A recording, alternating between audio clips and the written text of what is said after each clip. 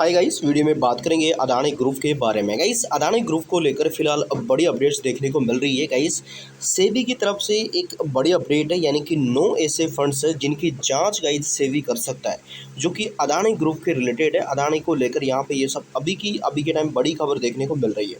तो गाइस, जो भी अपडेट्स है वो हम इस वीडियो में समझेंगे। तो ये जो वीडियो है बहुत इंपॉर्टेंट रह सकता है, खासकर अदानी इन्वेस्टर्स के लिहाज से। तो गाइस, आज देखिए, मैं यहाँ पे आज इनमें जो भी आपको कंटेंट देता हूँ वो सभी एजुकेशन पर्पस के लिए होता है।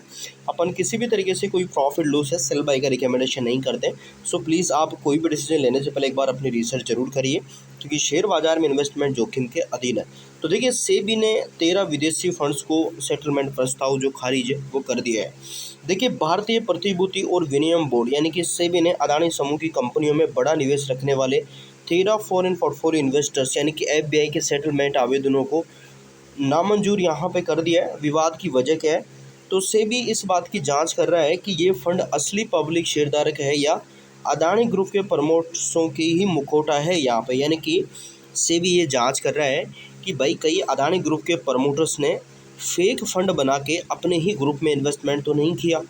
तो इस तरीके से इनकी जो जांच है वो हो रही है, एंड इसके सेटलमेंट को क्या किया है, सेबी ने खारिज किया है। देखिए, जिनका इस्तेमाल 25% प्रीमियम पब्लिक शेयर होल्डर्स नियम को तोड़ने के लिए किया जाता है। तो यहाँ पे देखिए, समझौता क्यों टूटा?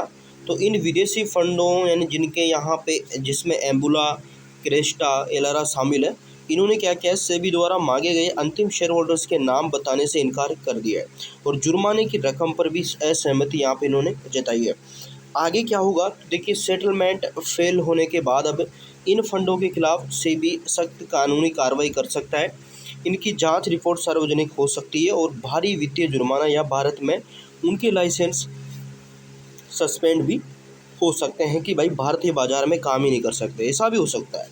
बेंगलुरु टनल प्रोजेक्ट पर भी बड़ी सियासी घमासान चल रही है। अदानी ग्रुप के चेयरमैन गौतम अदानी और कर्नाटक के उप मुख्यमंत्री डीके शिव कुमार के बीच हुई एक बैठक के बाद राज्य में राजनीतिक बवाल खड़ा हो गया।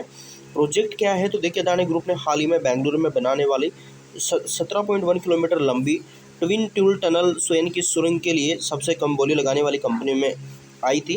एंड विपक्ष का आरोप क्या है? तो विपक्ष दल बीजेपी ने कांग्रेस सरकार पर दोगलेपन का आरोप लगाया है, और उनका कहना है कि राहुल गांधी केंद्रीय स्तर पर अदानी का विरोध कर रहे हैं, जबकि कर्नाटक की कांग्रेस सरकार अदानी को ही रेड कॉर्पोरेट यहाँ पे दे रही है।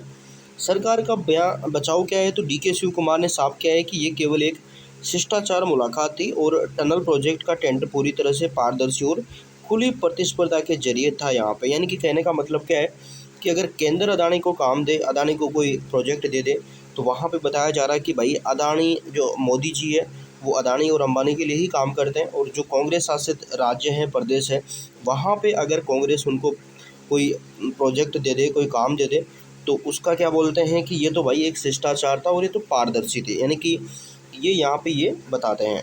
इसके बाद 11 सरकारी हवाई अड्डों को खरीदने की तैयारी। तो अदानी इंटरप्राइजेस के केंद्र सरकार द्वारा निजीकरण किए जा रहे 11 जो हवाई अड्डों को हासिल करने के लिए बड़ी बोली लगाने की तैयार है। देखिए, रणनीति यानी कि सरकार इन 11 हवाई अड्डों को 5 अलग अलग पैकेजों में बांट रही है, जिसमें मुनाफे वाले, घाटे वाले एयरपोर्ट्स को एक साथ मिलाया गया है। एंड मोनोपोली पर रोक यहाँ पे, तो अदानी एयरपोर्ट होल्डिंग लिमिटेड के पास पहले से ही भारत के कुल हवाई अड्डे यानी कि यहाँ पे 24 से 25% टैरिफ है। एंड अधिकार मोनोपोली को रोकने के लिए नागरिक उड्डयन मंत्रालय यानी कि एक कैप सीमा लगाने पर विचार कर रहा है कि भाई हम इस ग्रुप को इतना ही यहाँ पे रखेंगे ताकि मोनोपोली ना हो, यानी कि किसी का एकाधिकार ना हो। अदानी ग्रीन में प्रमोटर द्वारा 2380 करोड़ का निवेश। तो देखिए, हिस्सेदारी प्रमोटर्स एंटिटी अदानी इंफ्रा ने खुले बाजार में अदानी ग्रीन एनर्जी में लगभग 1.03% के अतिरिक्त हिस्सेदारी हासिल करी है। डील की साइज़ क्या है? तो 2380 करोड़ रुपये के आसपास बताई गई है। इसके बाद देखिए, 24 अगस्त 2026 को भारत का मार्केट कैसा रहा है?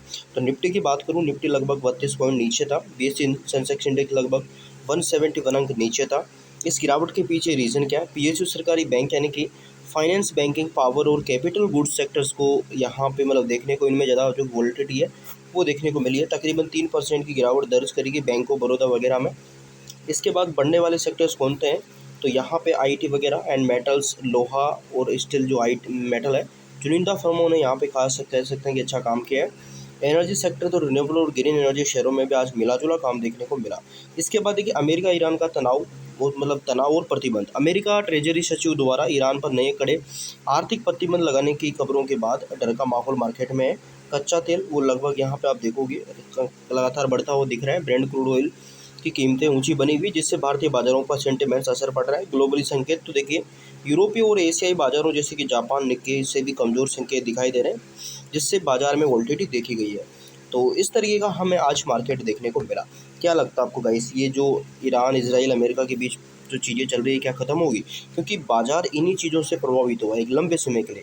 हालांकि जब ट्रम्प आता है टेरिफ टेरिफ खेलता है, बट वो टेरिफ से बाजार थोड़ा ढलने वाला था, बट जो ये क्रूड ऑयल की कीमत फिर से गिर जाती है, फिर से बढ़ती है, फिर से गिर जाती है। इस तरीके से जो मार्केट है वो भाई सस्टेंस ही नहीं कर पा रहा है। तो ये चीज़ें ध्यान रखें। बाकी अगर कोई आगे अपडेट आती है अदानी ग्रुप या मार्केट को लेकर, मैं आपको अपडेट करने की कोशिश करूँगा। सो आप अपने इस चैनल को सब्सक्राइब कर सकते हैं, बेल आइकन को प्रेस कर सकते हैं, ताकि आगे अपडेट्स आपको मिलते रहे। बाकी हमारी तरफ से कोई सेल बाई प्रॉफिट लॉस का दावा नहीं है। सो दोस्तों अपनी रिसर्च आप जरूर करें। So thank you for watching guys.